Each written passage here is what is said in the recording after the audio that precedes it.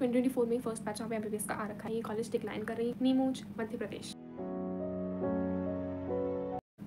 And welcome back to this channel again. I am Shreya और आज की वीडियो बहुत रैंडम प्लस इम्प्रॉम्प्टू है क्योंकि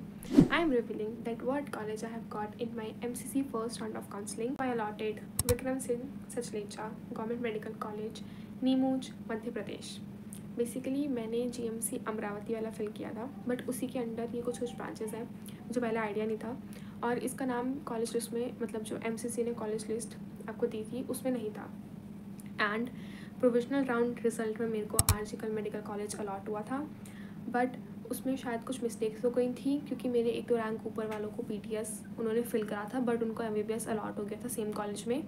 तो उनकी वो सीट कैंसिल हुई एंड जिसकी वजह से मेरी रैंक एक, मतलब जो मेरी प्रेफरेंसेस में नंबर था वो एक नंबर ऊपर चले गया, जिससे I allotted this college. Basically decision ये है कि मैं ये कॉलेज डिक्लाइन कर रही हूँ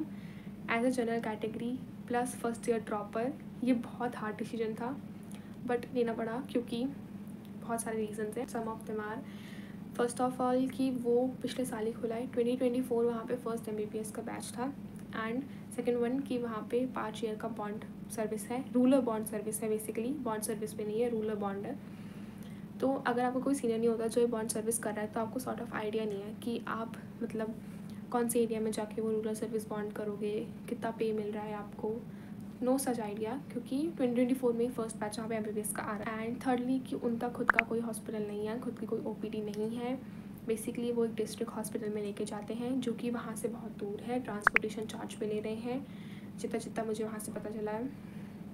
तो ये सब चार्जेस ले रहे हैं, जिसकी वजह से उसकी फ़ीस थोड़ी हाई हो जाती है rather than other government colleges जो बेसिकली होती है पे उनकी, उससे बहुत हाई हो जा रही है। तो आई बिलीव कि उतना हाई पेमेंट अगर देना ही तो उससे बेटर है कि आप अपने पास में ही कोई अच्छा कॉलेज चूज़ कर लो। If you can afford private तो आप वो कर लो, बट अगर वो भी नहीं हो पा रहा है तो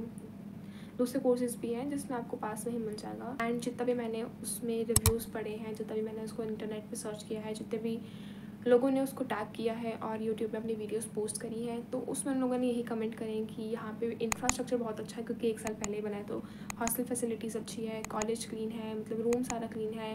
वॉशरूम्स क्लीन है, सब कुछ क्लीन है, बट वहाँ के टीचर्स को पढ़ाने का एक्सपीरियंस नहीं है, जिसकी वजह से वो लोग ऐसा कमेंट करते हैं कि और आपको एक अलग से बैच लेना पड़ेगा, जस्ट लाइक पीडब्ल्यू का बैच आता है जो पूरा एमबीबीएस का सिलेबस आपको पढ़ाता है, पीजी की तैयारी करवाता है, प्रेप लीडर आता है, ऐसे ऐसे आपको बैचेस बाय करने पड़ रहे हैं, जिसकी वजह से आपका जो आपके पूरी पेमेंट वाला चीज़ होती है वो बिल्कुल हिल जाता है, पूरा बजट हिल जाता है, क्योंकि सॉर्ट ऑफ सब कोई अपना अपना डिसीजन लेके चलते हैं कि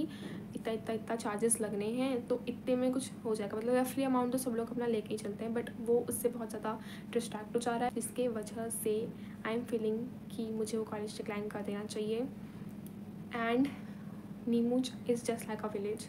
वहाँ पे कोई अच्छी फैसिलिटीज़ नहीं है। आप बेसिकली ये सोच लो कि उनका खुद का हॉस्पिटल ही नहीं है, इतने नीमूच में पूरा कोई अपना हॉस्पिटल ही नहीं है, उनको डिस्ट्रिक्ट हॉस्पिटल भेजा जा रहा है, मतलब वो एरिया उतना वेल डेवलप्ड नहीं है। बट ऐसा जनरल कैटेगरी बहुत लोगों ने मेरे को रिकमेंड किया है कि आप ये कॉलेज मत छोड़ो, जनरल कैटेगरी को बहुत मुश्किल से सीट मिलता है, एमबीबीएस की तो बहुत मुश्किल से मिलती है, 5 साल का बॉन्ड ऑर्डर बहुत ज़्यादा होता है, 5.5 साल की आपकी एमबीबीएस होगी, 5 साल का आपका बॉन्ड ऑर्डर होगा, तो टोटल तो 11 ईयर्स हो ही गए। उसमें भी कोई सॉर्ट ऑफ आइडिया नहीं है, कोई मतलब पेमेंट का कोई मतलब बिल्कुल भी ऐसी कोई स्लिप भी नहीं है, मतलब एक रिव्यू टाइप होता है ना, जैसे दिल्ली में आपको पता है कि बहुत लोग पढ़ते हैं रिव्यू दे देंगे, वहाँ का कोई रिव्यू ही नहीं है। एंड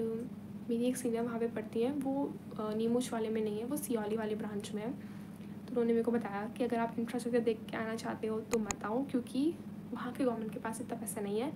कि आपको वो एक डिसेंट अमाउंट ऑफ पे कर सके। वहाँ पे जो लोग बॉन्ड ऑर्डर कर रहे हैं, क्योंकि उनके ये मतलब उनका जो कॉलेज है वो बहुत टाइम पहले ओपन हो चुका था, तो वहाँ पे कुछ स्टूडेंट्स बॉन्ड ऑर्डर में जा चुके हैं, तो वो लोग बताते हैं कि मतलब फैसिलिटीज़ इतनी कोई ज़्यादा अच्छी नहीं है, बस एक डिग्री के लिए करना पड़ रहा है वो, और अगर आप 5 साल का बॉन्ड ऑर्डर कर रहे हो तो आपको 11 ईयर फुल ऑफ वेस्ट है, क्योंकि आपको एक्सपीरियंस नहीं हो सकता वहाँ पे इतना पेशेंट लोड नहीं है। एंड बेसिकली मेडिकल फील्ड में आपका एक्सपीरियंस, आपका हैंड प्रैक्टिस बहुत ज़रूरी होता है, तो इस वजह से I am thinking to decline that seat, और अपग्रेड के लिए मैं कुछ ऐसे ही कॉलेजेस भरूँ जहाँ की ब्रांच ना हो, जैसे इसका नाम नहीं था बट किसी कॉलेज के अंडर निकला, उसकी ब्रांच ना हो, ऐसा कॉलेजेस चूज़ करूँगी। एंड नर्सिंग भी करूँगी, नर्सिंग की रैंक बहुत ज़्यादा हाई जा रही है, मौलाना आज़ाद मेडिकल कॉलेज की रैंक 23,000 ही गई है बस, जो नर्सिंग के लिए बहुत बहुत ऊपर रैंक है, क्योंकि पिछले साल तक इतनी रैंक नहीं जाती थी। साल तक 60-70,000 रैंक गई थी, बट इस बार तो 22,000 में ही रुक गई है वो। तो बहुत हार्ड है, क्योंकि एक ही मार्क्स से बहुत सारी रैंक वेरी कर रही है, 5-5 हज़ार रैंक वेरी हो जा रही है। बहुत हार्ड है ये चीज़ चूज़ करना, और ये चीज़ हमने आपको रियलाइज़ कराना कि आप एक MBBS की सीट छोड़ रहे हो एज अ जनरल कैटेगरी, पूरी 1 साल की मेहनत के बाद, पूरी 1 साल के आपके पेशेंस के बाद, पूरी 1 साल आपने जो स्ट्रगल किया उसके बाद ये छोड़ रहे हो, क्योंकि किसी को तो मिल भी नहीं रहा, आप मिल के भी छोड़ रहे हो, तो वो बहुत हार्ड है। एंड वही चीज़ मेरे को बार बार रोके रखती है कि छोड़ूँ ना छोड़ूँ, क्योंकि अभी तक डिक्लाइन वाला ऑप्शन चूज़ नहीं करें। सेकंड राउंड के अपग्रेड में न्यू कॉलेजेस फिल करो, तो देखते हैं सेकंड राउंड में कैसा रिजल्ट आता है। एंड आप अपने सजेशंस प्लीज़ देना कमेंट में, इसीलिए वो बना हुआ है कि आप अपने सजेशंस दे सकें। बट जितने लोगों से मैंने पूछा उतने लोगों ने यही बोला है कि अगर न्यू कॉलेज खुला है तो यू कैन ट्रस्ट दैम, वो कभी भी बंद हो सकता है। यहाँ पे कोई सीनियर 1 ही साल के हैं, बॉन्ड सर्विस वाला कोई सीनियर ही नहीं है, तो बहुत चीज़ें मैटर करती है। So yes, this is all for this video, and आप अपने सजेशंस कमेंट बॉक्स में दे सकते हैं, और प्लीज़ देना, क्योंकि ये बहुत हार्ड डिसीजन है, बिल्कुल हार्ड है, बहुत ज़्यादा हार्ड है। तो ये हार्ड डिसीजन को इम्प्लीमेंट करने में मेरे को बहुत ज़्यादा हेल्प होगी आपके सजेशंस से। Yes, thank you for watching and see you in the next video. Bye.